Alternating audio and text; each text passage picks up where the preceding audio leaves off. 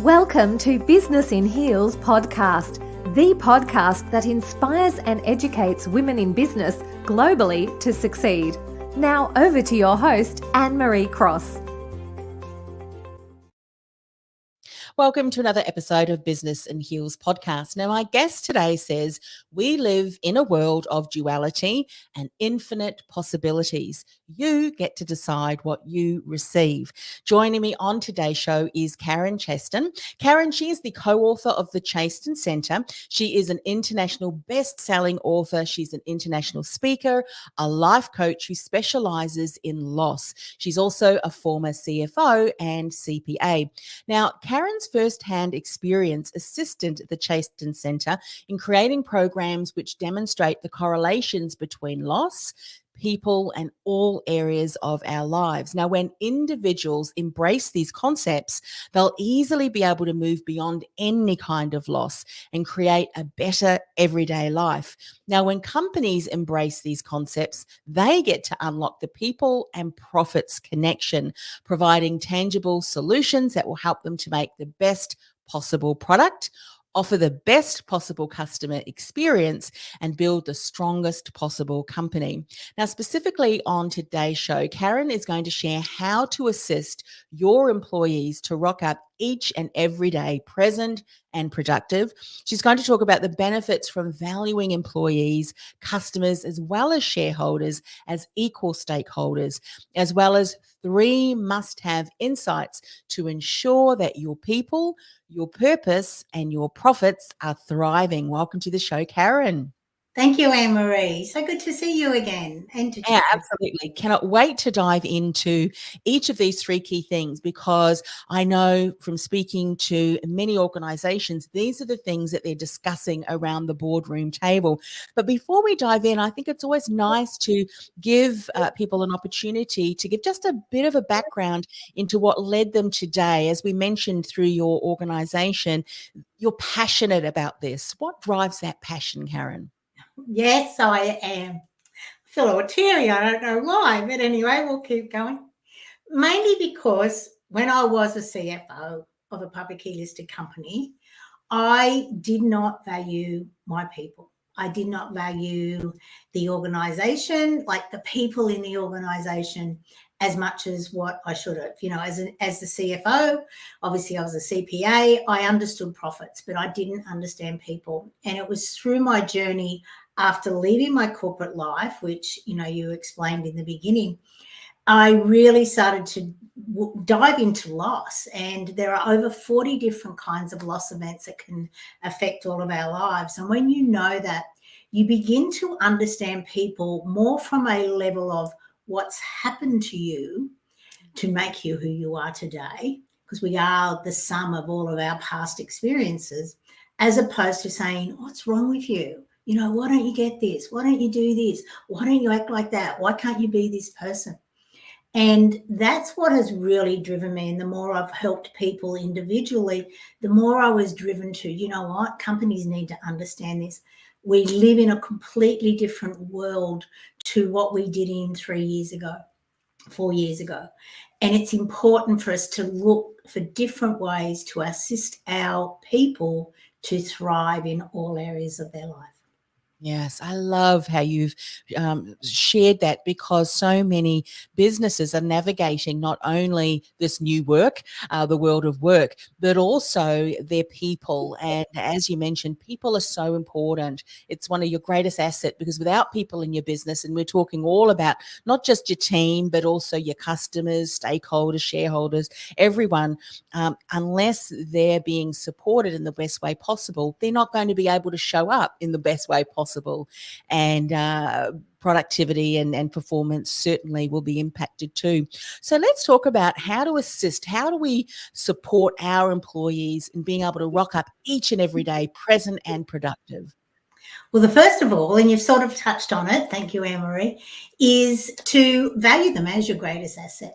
And it is a mind shift, because especially when you look at a P&L, you can see employee costs as an expense, you know, so it's draining from your profit. Whereas if you just have that mindset shift and you start to look at them as an asset. And if we had them on the balance sheet as an asset, we would then tend to look at that way. And how do we look after our assets? Let's look at a piece of machinery. Not that I'm classing people as a piece of machinery, but it's a good analogy to have a look at it. You know, if we have a piece of machinery that is producing most of our revenue, what do? We maintain it. We give it downtime. We make sure it's always in tip-top condition. We find out what's wrong with it if there's this one little part that's not working. Whereas with our people, we expect them to rock up every morning and just bring their professional self into the workplace. Just leave all the rest of you at the door and just pick it up when you leave at the end of the day. Now, in the Chaston Model Centre, our wellness wheel, our all areas of life, have 9 areas of life, which come under 4 pillars. So when you're asking them just to bring their professional self, you're actually asking them to leave 89% of themselves at the door. So are you wondering why they're rocking up, disconnected, not really living and loving themselves, and not really committed to where the company is at the moment and where they're going and their strategies and their goals, all of those sort of things? So that's where the first step is, to really value them as your greatest asset. I was listening to a podcast the other day, Karen, and one particular leader was talking about the importance of having meetings with your team members. And why I share that is because, yes, valuing is so important, a mindset shift. But I'd imagine that a leader who's listening or watching this might say, yeah, but Karen, then, okay, if I value them and I can recognize that there's something going on, how do I approach this with a team member? Can you share some insights around this? Because how we do that, I think, can either enhance the relationship and lead to open dialogue, or possibly not. It is about asking those tough questions. And let's face it, as humans, we avoid those tough questions as long as we can. But as a leader, it is our responsibility, to quite honest, it's your fiduciary responsibility to actually ensure that your employees are healthy in all, every way, mentally, emotionally, physically, and even spiritually in some way. Now, I'm not talking about getting the couch out and having a session with them, but if you know your people, like if you have built up an amazing rapport with them and got to the stage where you do actually know, like, and trust them, you will be able to approach most subjects with them, apart from just work. But it is important to ask them those work questions. All of your employees have a better way of doing things. They know how to streamline most processes, but they never are given the opportunity to voice that. And that's the thing, they're looking at always saving money. Go to your employees, start there, ask their opinion. Is there a better way of doing a process that you're doing? Now, initially, they might step back and go, okay, this is a trick question. What are they trying to do? Are they trying to replace me? All those sort of things. And that's why it's important to build up that rapport, because eventually they will tell you honestly, this new system that you're building, it's not going to work because of . If you fix those 3 problems, it'll work amazingly. As opposed to, we're just building it. We don't care what the employees want. So what if they're the ones that are going to introduce it and bring it in? It doesn't matter, but it does matter. It really does matter, because apart from anything else, if that employee can see their fingerprint on the design, on anything that you do, they will become that design's champion. Yeah. They will run with it. They will ensure that it succeeds. And more importantly, they will have the ideas on how to tweak it so it can always work better. Yes, so true, so true. If they don't have, we don't as leaders get buy-in, there's going to be underlying concerns and things which will probably show up, sweeping it under the carpet, as you say, or ignoring it. It's not the best way. But this beautifully segues into the next point you want to talk about: benefits from valuing employees, customers, and shareholders as equal stakeholders. That in and of itself, I think, is probably something that some leaders might say, I never even considered that they're equal stakeholders. Share a little bit more about this, and then also what are some of the benefits leaders can expect to achieve and receive and see when they start valuing and really treating their teams as equal shareholders and stakeholders in the business. Well, when you, as we said, started off, you see your employees as your greatest asset. You treat them that way. You ensure that they are working at their best. If they're not, you figure out why. We've already discussed that. So you talk to them. What's going on in your private life? What's happening? How can I help you? I've noticed you're a little bit down today. So when you have your employees knowing that they are valued, that they are liked, that they have an opinion and it is valued, they have an open door policy, and they are listened to, then they just naturally will look after your customers, clients in a higher, better, in a better manner, because they understand the goals of the company, where you're going. So they have buy-in to that.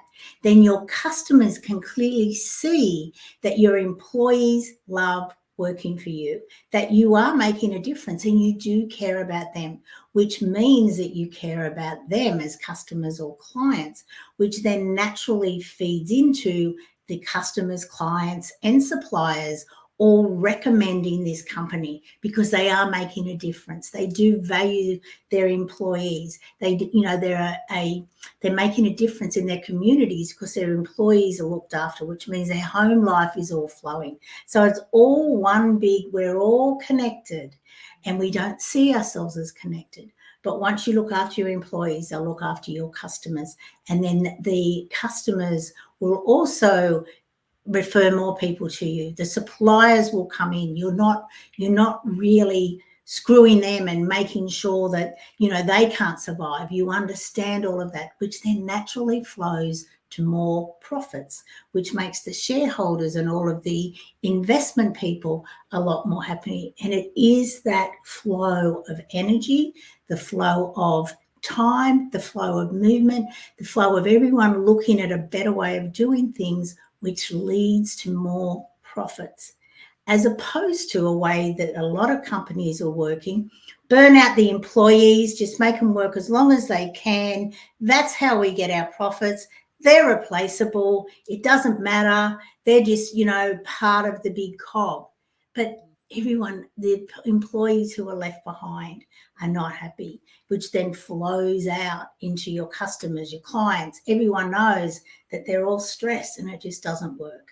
Yeah, so important. I was going to ask you, Karen, we spoke about the benefits. What would be some of the things happening? And you've just shared some of those things. Speak a little bit more into that. The reason I say that is because so often organizations may think, well, you know what, we're busy. We've got a lot of pressure on. There's lots of things happening.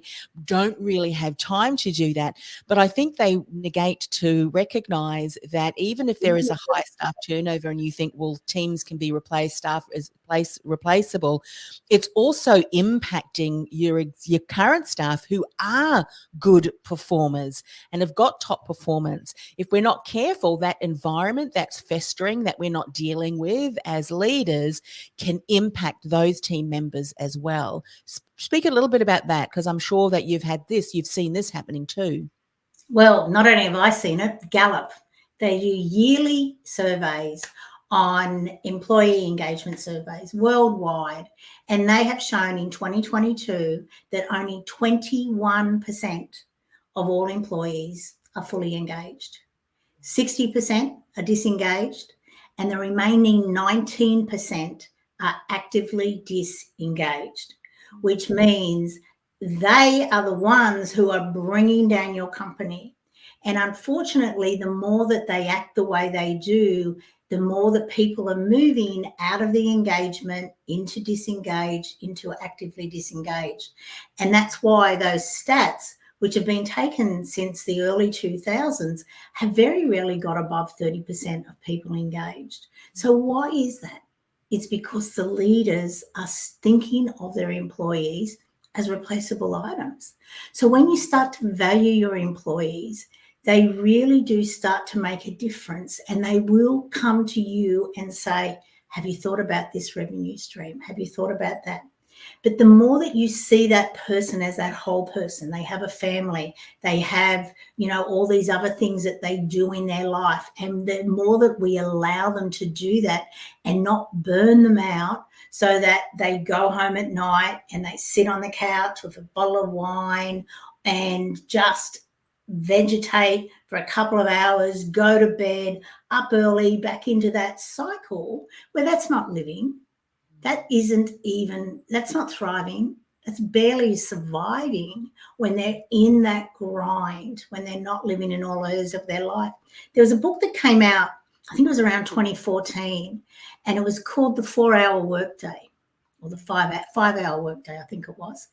And this guy, Stephen Aristotle, he had a company in America that made paddleboards.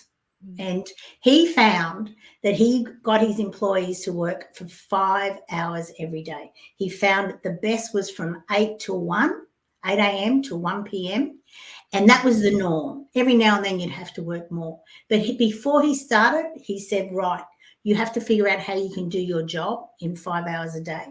Just employ whatever resources you need to be able to get it done. Occasionally you may have to work longer, but that's going to be the norm. And he said, we're doing it for 6 months. And if it doesn't work, we will go back to the way we were working before. So it's in your interest to find ways to make it work. And what he found, and it's still going on today, these 5-hour workday, because what he found that when their employees were invested, like he didn't reduce their salary, he actually he kept the salaries the same. He actually gave all of the employees 10% shareholding to be divided amongst them. And what he did was he found that when they're working that 5 hours, they have all of the other time to go and get healthy, to have better relationships with whoever in their life, aging parents, while their kids are at school, doing all of these different things. So they were looking after themselves, they were looking after their relationships, they were looking after their homes. And what he found was they actually ended up working for him 24/7, because in their mind, they were always creating better ways to do their job, to ensure that they could continue to have this lifestyle of working hard in those 5 hours. And to be quite honest, most workplaces, they may be there for 10, 12 hours, but they're only working hard for that 5 hours. Yes. Because we are humans. So it was really smart. And I've always been amazed that so many companies have not looked at this. Yes. Because he found that from 8 to 1, the 11 a.m. was the peak performance.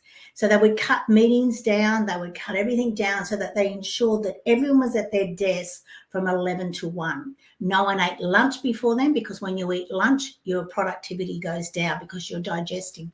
So it really was amazing research. And I've got sugars telling you about it, Anne-Marie, because it's important in the day that we live in now that we actually help businesses to understand that their employees are their greatest asset. And the more you look after them and the more that they live in every single area of their life, the more that they will achieve for you and become your champion, which will naturally increase your profits. Yeah. And at the end of the day, isn't that what we're in business? Oh, absolutely. And I can so see how that is so what you've just shared with that book, and we'll make sure that we put that in the show notes as well. I mean, if I look at my productivity, it is very much earlier in the morning, and it's in the afternoon that you see that your energy wanes. And that's why a lot of productivity coaches will say, we'll do some of those other tasks during, the afternoon when you don't have to be on, you don't have to focus and have your mind working really well. But I love the way that this leader has really implemented that well. It's incredible, isn't it, when we have a finite amount of time, how efficient we become, and all of the outdated things that really don't matter just get left. Yeah. Really, you think about it when you're about to go on holidays. How much stuff do you get done the couple of days before you're about to go on a month's holiday or whatever? Exactly. It's incredible. This can take me 5 minutes or it can take me an hour. which to work. That's brilliant. Look, you promised to share with us the 3 must-have insights to ensure that your people, your purpose and profits are thriving. What you've just shared, that insight in and of itself, as well as what else you've shared today, is certainly wonderful insights. But what are these 3 things we need to be aware of? Well, it's the 3 factors that are in the People and Profits Connection program, which I love to share with companies. And the first factor is the you factor. You have to know, like, and trust you. You have to know who you are in all areas of your life. You have to be healthy in all areas of your life. And more importantly, you have to know where you're going. And you have to know what is required to close that gap from where you are today to where you're going, and close that gap and close that gap and close that gap, so that you can become the person that you want to be. It's all about you. You are the only person you're going to spend your entire life with. There is no one else you spend 24/7 with. So if you don't know yourself and you don't like yourself, there is a bit of an issue. And when you start to really focus on that and know that you matter and you are important, amazing things happen in your life. And you start to go up that vibrational scale where you really do come into love, joy, happiness, fulfillment, and meaning, which is amazing. The second factor is the know, like, and trust factor. It's not a marketing ploy. It's all about getting to know, like, and trust all of the people in your life. So we're going to talk about the workplace, understanding everyone from the janitor to the chairman of the board, being able to approach them with whatever idea, knowing that they will listen to what you have to say, knowing that they will value what you have to say, and knowing that collaboration and coming together is the best way for everyone to come forward. But it's really important. You have to know yourself first, and then you get to know everyone else. And when you can see and start to value what everyone does in the organisation and how it all fits together, you start to really create that team dynamic workplace. Because most people, I don't know what they do. I don't know why they're paying them so much. But when you seek to understand, you can go, oh, wow, I cannot believe how much they do. Yes. And so it gets rid of all of that, where everyone starts to have each other's back instead of attacking each other's back.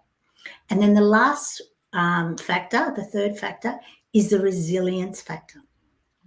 And this is when you know what to do, when adversity or, something unplanned comes into your life, you don't go down. Like, you might go down for a little while, but you don't go down for a long time, because you know the way to move forward. And it's learning how to be resilient, and that things will happen in your life, that, we live in a world of duality. We have negative and positive. We have ups and downs. We have loss and love, and we cannot always be in one or the other. And it's through journeying through that we create our most amazing life, but we also create and understand the workplace a lot better, knowing that there will always be that. And it's in that journey that we actually create an amazing life. And I like to liken it to a heartbeat monitor, the ups and downs, the ups and downs. When you have that straight line, what is it? You get a big beeping sound and you're dead. And you may as well be dead. It's through the ups, the highs and the lows that you actually create your life, because there's lessons in both. And it's about taking the time, learning from it, moving forward. The more you learn from it, the more resilient you become, because then you understand what not to do. You also understand what to do. And you also understand what to stop doing and to start doing. So, yeah. So that's the 3 factors. Beautiful. And, when you talk about that resilience, it is really like a muscle, isn't it? It can continue to grow and expand and get stronger and stronger. And the important things is to be resilient in the resilience building. So very important. I know, Karen, we have just scratched the surface on the things that you have spoken about today, yet they're so very important. And how do we get started? One step at a time. But some people may find it valuable to find out more information about you, work with you even. How can they get in contact with you? What is the best way for them to do that? Well, they can visit the Chaston Centre website, which is CHASTON, and Centre is spelt the Australian English way, CENTRE. .com, or they can email me at karen@karenchaston.com.au. But, just I'm on LinkedIn. You can easily find me. Yeah, I'm in all the normal regular places. Just reach out. I'm always open to have a chat. I love having a chat because, so many people are like, oh, no, I don't want to talk to you because you're going to sell to me. I go, no, I'm not. I'm all about creating relationships. I've created this community and I've created a lot of people in it. And it's like, who knows? We may work together. We may not. We may refer someone to somewhere else, or we may even collaborate or co-create something together. The world is full of infinite possibilities, but the only way that you can find out if there is a connection is for you to have a chat to someone. And it doesn't have to be, it's not a sales chat. And unfortunately, a lot of people are very skeptical to think, oh, she only wants to talk to me to sell me something. It's like, no, I don't. I'd rather have a relationship and a collaboration ongoing than to have one sale. That doesn't last very long, does it? Yeah, so well put. And we'll of course finish with the way that we started today's show. And it's a reminder that we do live, and you've said this a couple of times, we do live in a world of duality and infinite possibilities. You get to decide what you receive. So if as a leader, you're thinking about your current organization and all of the things that could be better, is possible, we need to have the thinking around, well, what is the mindset that we're telling ourselves, that there are troubles, that our team isn't working well for us and so forth. Or as you've said and reminded us, we have to have a mindset shift. It is possible. Perhaps it needs to start with us first, but it certainly needs to start with a conversation. And I'm sure through just having a conversation with you, Karen, and sharing what's going on in our workplaces, you'll be able to pinpoint some of the key things that they can start working on, which in and of itself is going to be valuable.